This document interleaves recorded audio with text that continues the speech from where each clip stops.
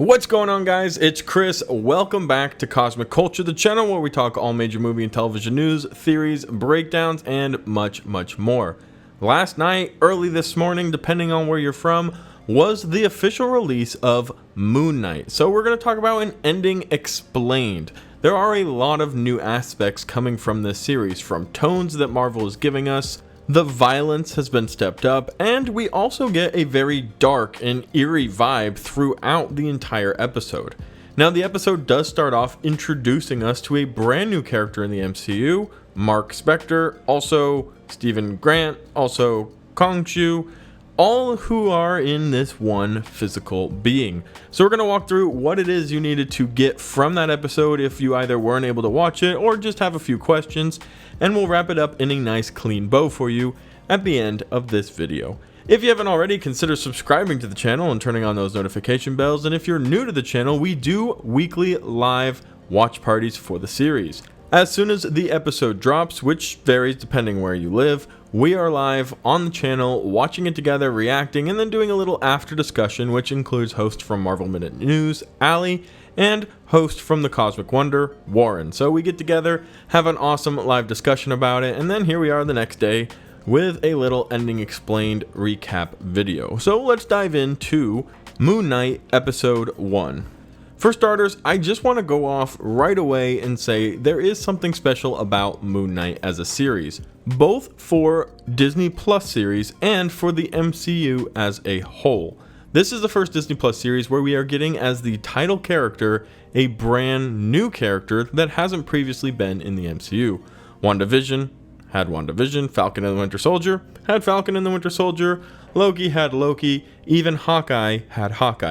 I'm starting to notice a trend with how Marvel decides to name their shows. They just pick a character and say, hey, we'll call this one Hawkeye. Well, here's Moon Knight, and he is the first title character to have a series and not have previously been in the MCU, which actually created a very awesome disconnect from Moon Knight to the MCU. Whereas with Hawkeye or WandaVision, Loki, all of these other series we've gotten, they have reminiscent connections to Avengers Infinity War, Endgame, Civil War, their original films, movies they pulled up, their past, which is haunting them, and they're trying to move on and fit into this new world post-blip. Well, Moon Knight doesn't really acknowledge any of it. It doesn't talk about Thanos, it doesn't talk about the blip, it doesn't talk about Wanda and what she's been up to. It exists completely on its own for now. Now, there are a ton of opportunities for Moon Knight to fit into the future of the MCU, whether that be the Avengers, like he has in the comics, or whether that be the Midnight Suns, like he also does in the comics, or whatever use Marvel decides they will have of this character. The world is wide open, and he will connect to the MCU. But from the beginning, we get a very fresh, new series, and that's something that has me excited. We haven't had something like that from Marvel in a very long time, as the Marvel Cinematic Universe has gotten bigger, more complicated, more in depth, and ever more connected. So having a brand new character in a brand new series that has zero connection to anything is a very refreshing new start. So let's talk about this new character. We're introduced to Stephen Grant, who doesn't really seem to know what's going on, other than he seems to disappear and reappear in places with no memory as to what exactly is going on. On top of that, he's not even 100% sure if all of this happening around him is real or if it's happening in his own head. The assumption is that Stephen Grant suffers from multiple personality disorder, and to an extent he does. This is just a little bit more supernatural with the addition of Egyptian gods and other characters that exist through this one being.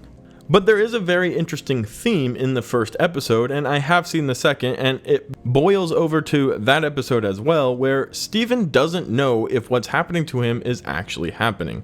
We see that he has this entire interaction where he wakes up and he's in a field, and then he's getting chased, and they want the scarab from him. He has no idea what's going on. He flashes in and out of reality, and then wakes up in his bed, tied up with his door taped and his sand undisturbed. So the question he has is, was that a dream? He even asks his goldfish, I wonder what goldfish dreams, because it was a crazy dream, and he presumed it wasn't real.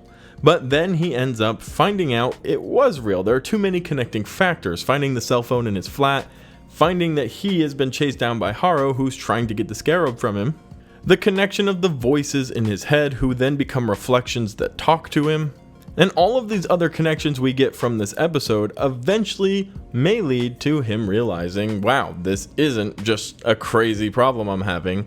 In fact, I actually have some pretty intense supernatural stuff happening to me, and later on in the series we're probably going to discover that and explore it a ton. What is the origin of Khonshu, the god, the moon god of the Egyptian lore that is currently trying to control his body, and who exactly is Stephen Grant, and what relevance will he be playing in the storyline and in the life of Stephen? In fact, in the entire first episode, we never see Mark Spector in the physical body form of Stephen Grant until the very end of the episode when he's fighting the Jackal in the form of Moon Knight.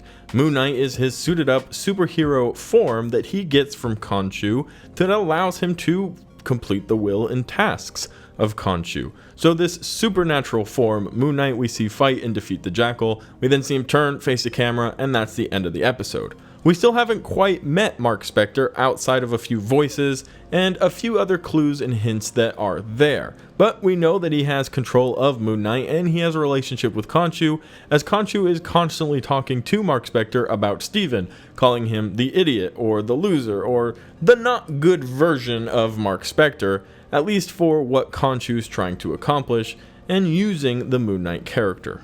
So we have an established fact that there are these different beings trying to share a body. We see this specifically when Mark Spector says to Stephen Grant, when they're in the bathroom about to perish to the Jackal, "Let me save us, I can do it," and he transfers over that consciousness. Every now and then throughout the episode, this first episode, we did see Mark Spector kind of take consciousness away from Stephen Grant. But as Stephen became more aware of what was going on, this allows Stephen to take control as to when exactly Mark can take over the body and not. Based off of what we've seen in this first episode, it also seems that Stephen had no idea any of this specifically was going on. What we are watching is some of the first interactions between Khonshu, Stephen Grant, and Mark Spector. Their interactions with Stephen were up to this point non-existent and seemingly never had happened. Now Stephen knew something was going on, that he was leaving at night, waking up in strange places, that weird things would happen to him like asking people out on dates, misplacing items, losing things, having a goldfish be completely replaced, weird things going on in his life like this. But actual connection to Khonshu and Mark Spector never seemingly happened prior to watching this first episode, which is important to know and understand. It's not like he's been battling with these demons this whole time. He's been battling with waking up in weird places and being confused. Now all of a sudden, the little veil between the two of them has been thinned, and Mark and Stephen are starting to meet each other.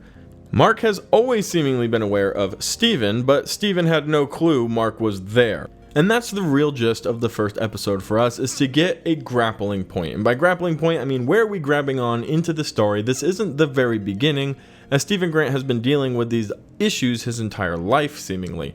But it also isn't anywhere near the end, as we're waiting to find out how Stephen, Khonshu, and Mark are going to exist together. So moving into the second episode, we're hoping to learn a little bit more about the Khonshu, Mark, and Stephen relationship. Because at this moment, it doesn't even seem apparent that Stephen Grant believes 100% that he has these other personalities in his life, and that they're actual real forces, and actual real individuals, and an actual real god.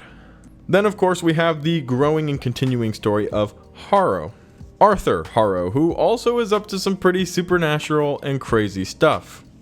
As far as the understanding of the big plot of the series goes, Arthur wants the scarab, and so does Mark and Khonshu. Stephen is kind of getting thrown into the middle of this because he shares a body with Mark and Khonshu.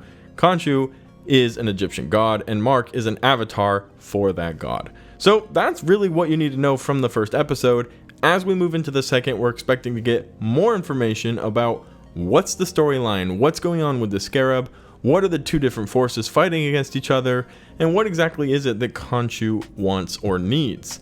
Hopefully those answers will come to us as the series ramps up, and it will be getting more exciting, more action-packed, maybe even more dark and more violent as we step into a new direction in the MCU.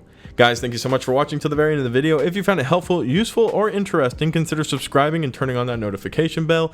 Don't forget we will be doing live watch parties for the remainder of the Moon Knight series, so if you want to be a part of that as well, Follow me on Discord, Twitter, or Instagram, where I will be announcing the times for the live watch parties every week. The description down below has the links for all 3 of those social media platforms. Thank you guys for watching, and I will see you in the next one right here on Cosmic Culture.